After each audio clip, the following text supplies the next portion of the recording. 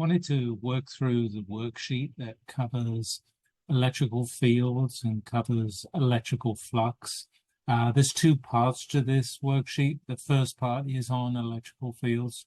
The second part, that's on electrical flux. They actually both involve the same arrangement of charges. They both involve three charges located at the three corners of an equilateral triangle. So in the first part of the problem involving electrical fields, we're asked to consider this arrangement of charges.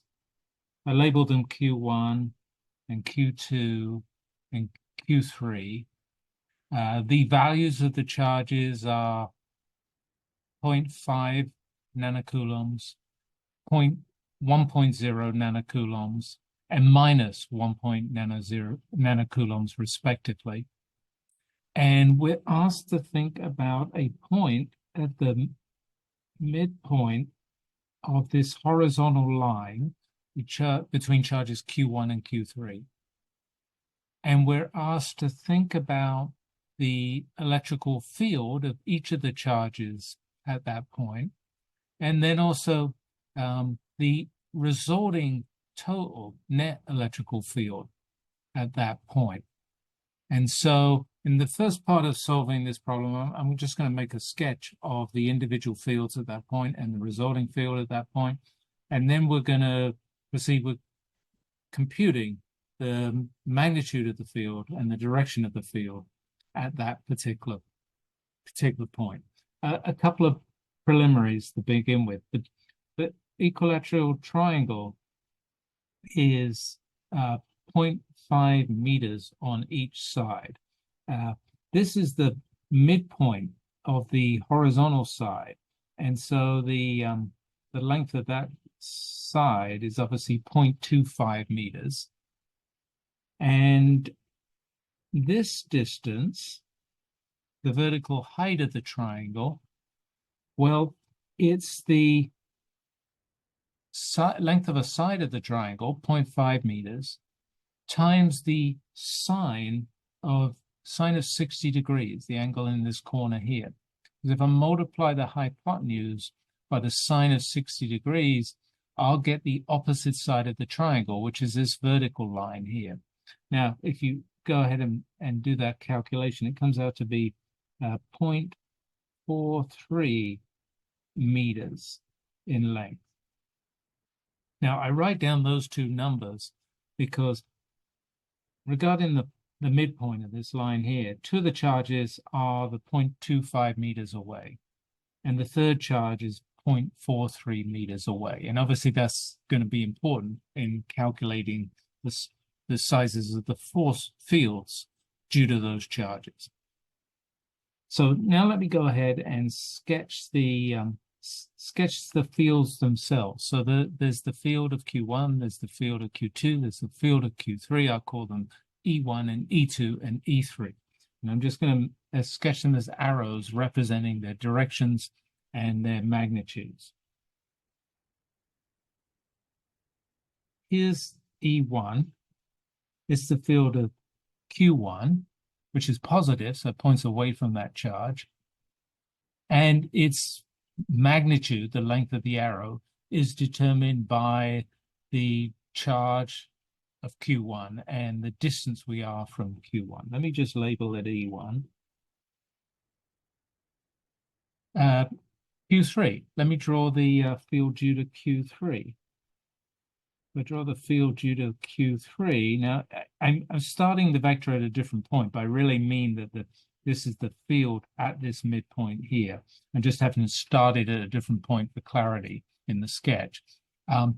So this field is also pointing towards the right because Q3 is a negative charge, and so its field points towards it.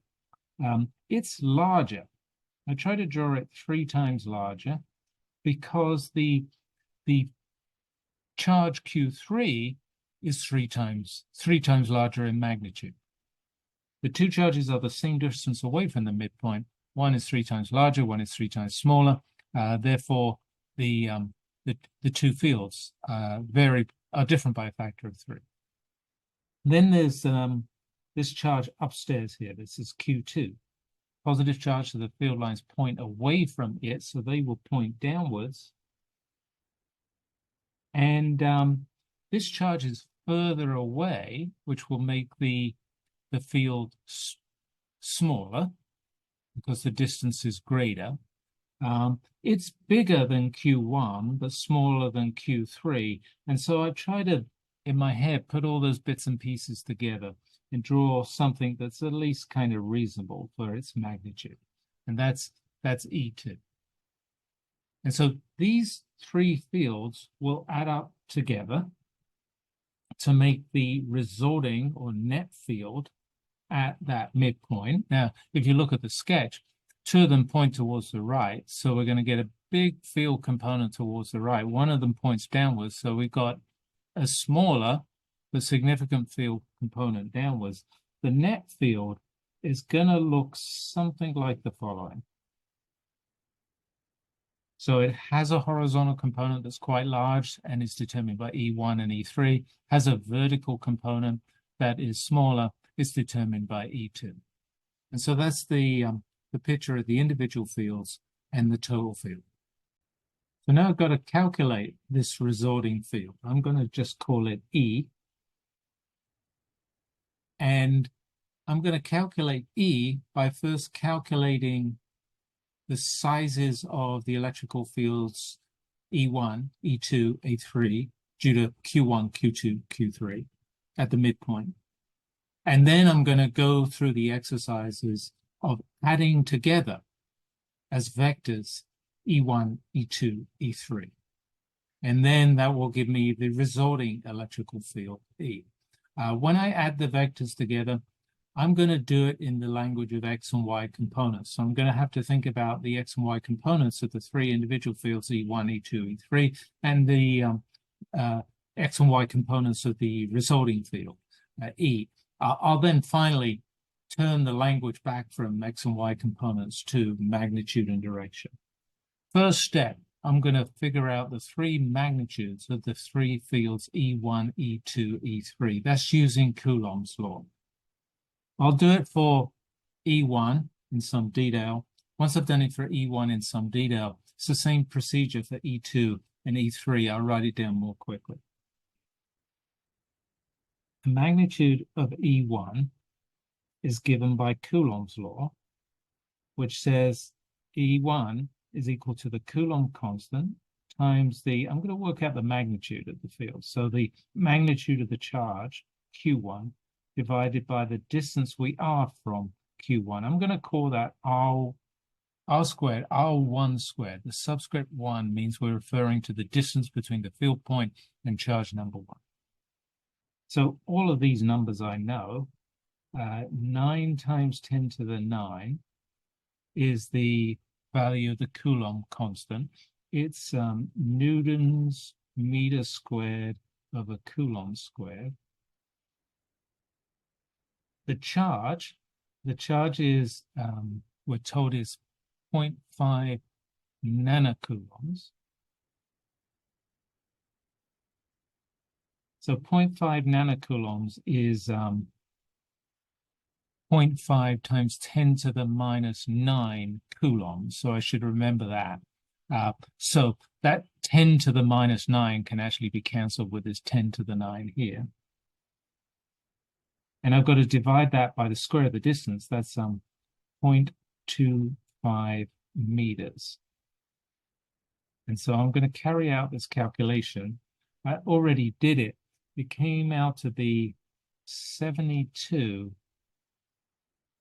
And the units are newtons, the units of force, divided by coulombs, the units of charge. That's the units of the electrical field. Again, be careful here. I tried to save myself a little space. I've got 9 times 10 to the 9 as the Coulomb constant. I'm multiplying it by 0.5 times 10 to the minus 9 coulombs of charge. So there's a 10 to the 9 over here on the left and a 10 to the 9 here that cancel each other out. That's why we get a kind of everyday number of 72. I've got to do the same thing for E2 And I've got to do the same thing for E3. So for E2, we got the Coulomb constant times the charge, the magnitude of charge, because I'm finding the magnitude of these fields, divided by the separation between the charge and the field point squared. So that's R2 squared. I don't want to go ahead and spend too much time filling in all the numbers. I'm going to fill in the Coulomb constant again, 9 times 10 to the 9 Newton meters squared over Coulomb squared. I've got the charge of Q2. The charge of Q2 is 1 times 10 to the minus 9 coulombs. And then I've got the distance for Q2. It's further away. It's 0.43 meters. So in the denominator, I'll have 0.43 meters squared. And if you fill in all those numbers, 49 newtons over coulombs. That's the electrical field. Same thing for E3. Coulomb constant, magnitude of the charge, now that's Q3, it's the biggest charge, divided by the square of the distance from the charge to the field point, calling that R3 because we're talking about Q3. And again, we'll write down all the numbers because getting lazy. But it's 9 times 10 to the 9 Newton meters squared per Coulomb squared times the charge, which in this case is 1.5 times 10 to the minus 9 coulombs, divided by the square of the distance. This is back to the 0.25 meters between the field point and the charge being the distance of 0.25 meters squared. This is the biggest field because it's, one of the two closest field points to the charges, and it's the biggest charge. And it comes out to be, it's simply 3 times the size of E1, comes out to be 216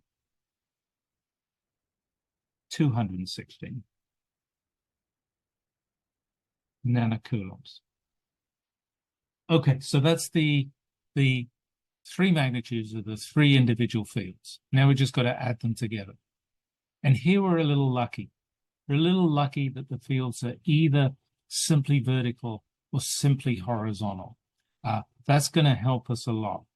So if we look at the sketch of the individual fields, going back upstairs here, this is why the sketch is so useful. Supposing you want the magnitude of the horizontal component of the resulting field, I'll call that EX. You look at the sketch and you say, well, look, E1 is in the positive X direction, it's towards the right. E3 is in the positive X direction, it's towards the right. E2 has no component in that direction. So in this particular special case, EX is simply E1 plus E3. They just add together to make the total electrical field in the X direction. And so I've just got to add together 72 nanocoulombs, 72 newtons per coulomb plus 216 newtons per coulomb. And if you add up those two numbers together, you get 288 newtons per coulomb. So that was easy because of this special geometry. Again, look at the sketch. What is the electrical field in the vertical direction? Well, E1 doesn't have a field in the vertical direction. E3 doesn't. Only E2 has a component in the vertical direction. And its component in the vertical direction is the size of, which I'll call EY, is the size of E2, and it's in the negative direction. So it's minus E2. And so it's going to be minus 49 newtons per coulomb. Look, now it's fantastic. We've got the X and Y components of the resulting field. We're almost there.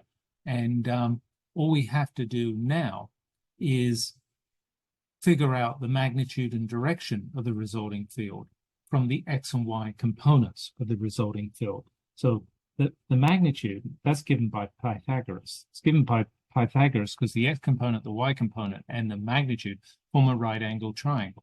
The x and y are the horizontal and vertical sides of the triangle, and the hypotenuse, well, that's the magnitude of the field. So E equals EX squared plus EY squared, square root of that. And I've already calculated that. I can find it in my notes. It was, can't find it in my notes. It was 200, and I can't read it in my notes, 292 newtons per coulomb. Because EX was so much bigger than EY, the magnitude of the field is not much bigger than EX. It's only a little bit bigger than EX. So that's why we get the 292 newtons per coulomb. And then the direction, there's a little bit of trigonometry, is the inverse tangent, or if you're old, it's arctangent of the y component over the x component of the fields. So this is going to be, in this case, it's going to be minus 49 newtons per coulomb over 288 newtons per coulomb. So it's actually a negative number because the numerator is negative. The denominator is positive. It's a relatively small negative number. And if you take the inverse tangent of that, minus 9.7 degrees. And so here we are, we've arrived at the magnitude of the field. We've arrived at the orientation of the field. That 9.7 degrees is below the horizontal axis. That's what the minus sign is telling us. It's this angle here. So we looked at the problem involving the three charges. We had to find the resulting electrical field at a field point.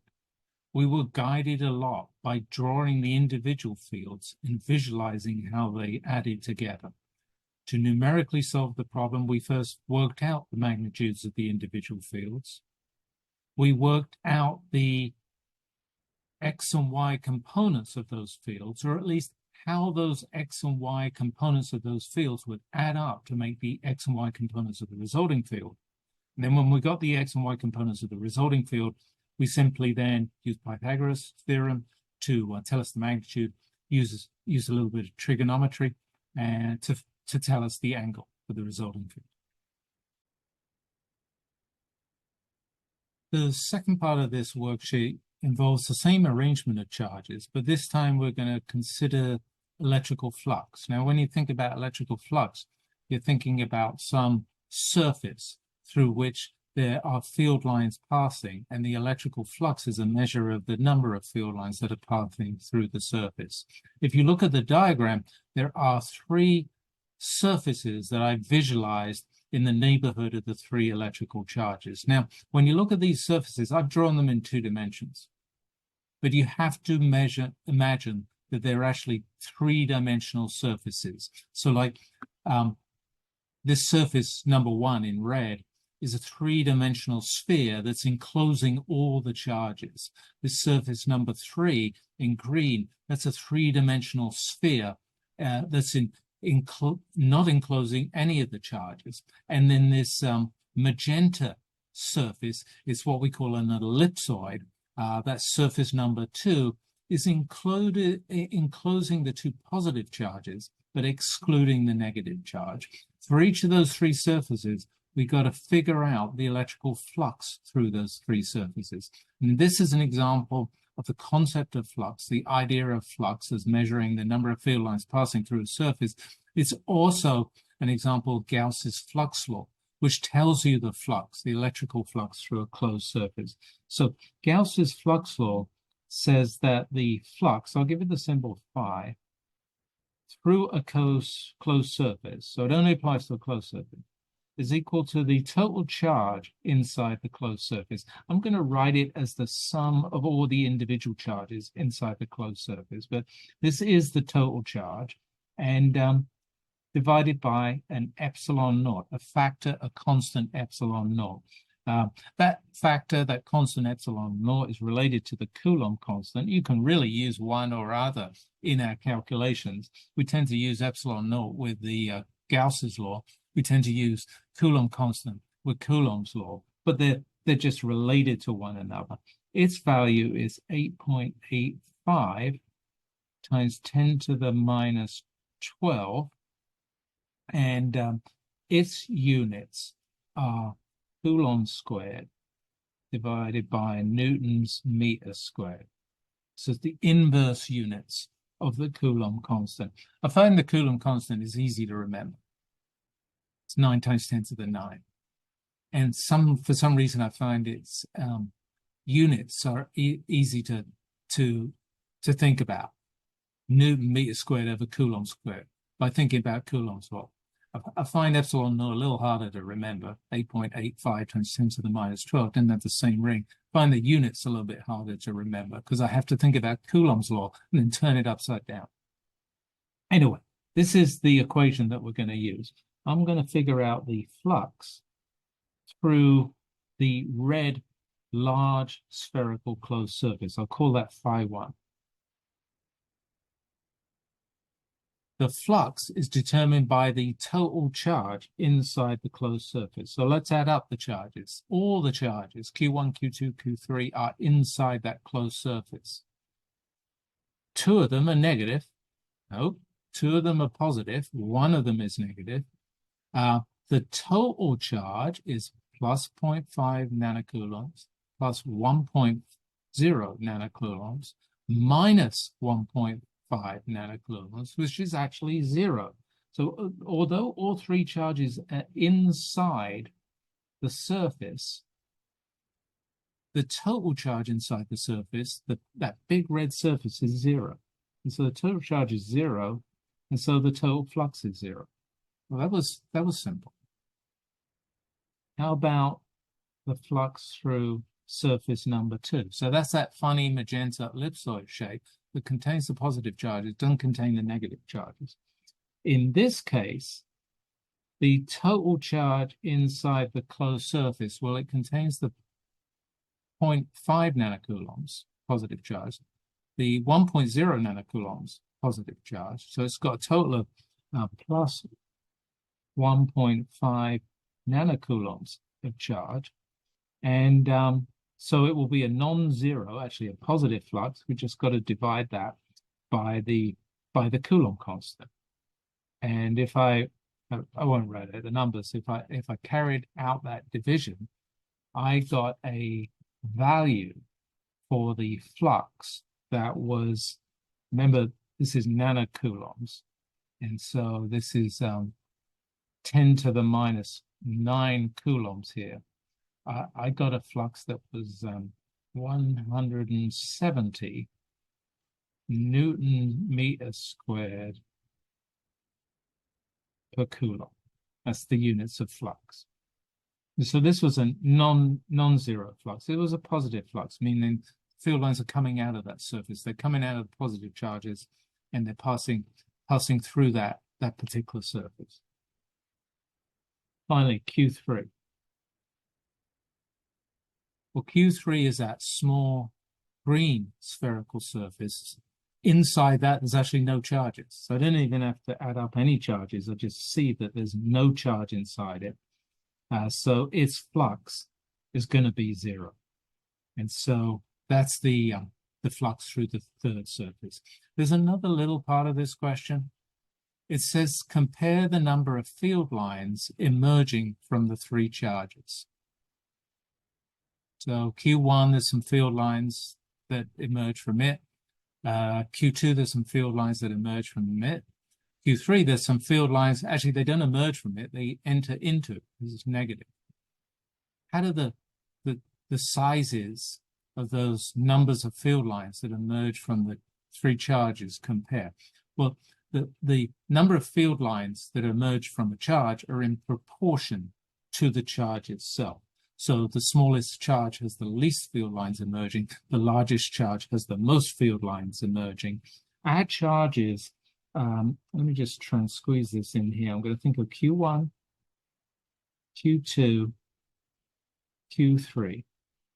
The ratio of these charges are in proportions of 1 to 2 to -3. So the size of charge Q1 is smallest. It's half the size of Q2, and it's half the size of Q3. Q1 and Q2 are positive charges. Q3 is a negative charge. So that's how I built this ratio of the charges. But that's also the ratio of the field lines. The number of field lines emerging from charge, entering into charge Q3 is 3 times bigger than the number of field lines emerging from Q1. The number of field lines emerging from Q2 is 2 times bigger than the number of field lines emerging from Q1. So the number of field lines emerging from a charge, the flux emerging from a charge, is in proportion to the amount of charge. That is, again, just Gauss's law. Anyway, that was an example worksheet that involved topics of electrical field and the use of Coulomb's law, and also electrical flux and the use of Gauss's law. So we had to understand the concepts, the different concepts of electrical field, electrical flux. We had to be able to work with in calculations, computing electrical fields and electrical fluxes.